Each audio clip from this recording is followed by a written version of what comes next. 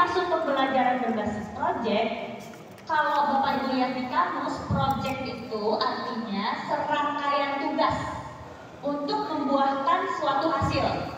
Jadi memang benar tidak bisa cuma sekali, tidak bisa cuma sekali sesi, tidak juga bisa cuma seharian gitu. Karena ini serangkaian tugas, jadi ada rangkaiannya, ya. Next ya. Yang disebut hasil itu adalah produk.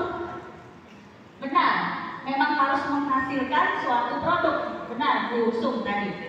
Next Bu ya. Tapi yang namanya produk bisa barang, bisa juga bukan barang. Yang bukan barang apa sih berarti? Maksudnya apa keterampilan atau? Oh, misalnya tari-tarian, misalnya film, misalnya proposal, misalnya menghasilkan proposal, misalnya, atau desain, ya kan? Desain atau apa lagi? Program, kampanye itu bukan barang, peralatan kampanyenya barang, tapi kampanyenya itu kan program, ya kan? Apalagi yang bukan barang? Banyak ya, pokoknya selain yang bisa dilihat dan dipegang, itu bukan barang, dan itu adalah produk. Next, Bu Tia.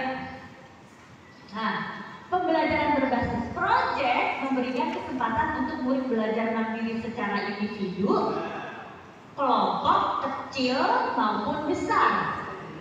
Jadi bisa individu, bisa satu kelas itu juga bisa kelompok-kelompok kecil bisa. Benar sekali harus bekerja sama, tapi yang namanya kerja sama tidak harus kerja kelompok. Yang namanya kerja sama bisa kolaborasi dengan orang lain selain kelompok. Bisa kerjasama dengan LSM, bisa kerjasama dengan tukang kebun pun, bisa kerjasama dengan dinas pun gitu ya. Next Bu ya. Pembelajaran berbasis proyek memberikan kesempatan murid melalui proses pembelajaran yang berbeda, kesiapan berbeda, dan produk yang berbeda. Itu sama dengan diferensiasi. Jadi benar Bu, Ibu Bu Sri, otomatis sudah diferensiasi, pasti ada perbedaannya. Walaupun temanya sama, misalnya temanya sampah, kan Bu bisa jadi produk yang dihasilkan nggak cuma barang-barang seni sampah, barang-barang seni sampah pun bisa beda-beda. Yang satu topi, yang satu baju, yang satu apa gitu kan? Sudah pasti otomatis diferensiasi.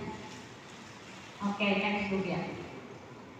Nah, pembelajaran berbasis proyek memungkinkan murid untuk memahami konsep melalui praktik, belajar mencari informasi dengan mandiri. Jadi tidak harus dipaparkan dulu informasinya oleh guru. Bisa minta mereka cari tahu sendiri. Sekarang era internet, anak-anak udah pegang handphone walaupun bukan handphone dia sendiri gitu ya. Tapi kalau di kelas itu kan sebenarnya kita bisa minta atau bisa apa ya, anak-anak mencari tahu sendiri, dan itu malah bisa bikin mereka lebih tertarik daripada ibaratnya kita suapin dulu. Misalnya kita ada proyeknya tentang sampah, informasi apa lagi sih perlu kita paparkan tentang sampah? Apa kita perlu ajarin sampah organik dan organik? Memang mereka nggak bisa cari tahu sendiri. Memang kita bisa merencanakan kegiatan yang bikin anak-anak itu cari tahu sendiri tanpa kita paparkan. Misalnya, ya udah kita gelar aja gitu sampah yang banyak. Coba gimana ya caranya mengelompokkan sampah, itu belum keluar organik dan organik. Bisa kayak gitu kan? Belum keluar kata organik dan organik. Oh ini bisa kayak gitu Bu. Jadi tidak perlu kita paparkan desain kegiatannya. Ya. Oke, next Bu ya. Nah, oleh karena itu perlu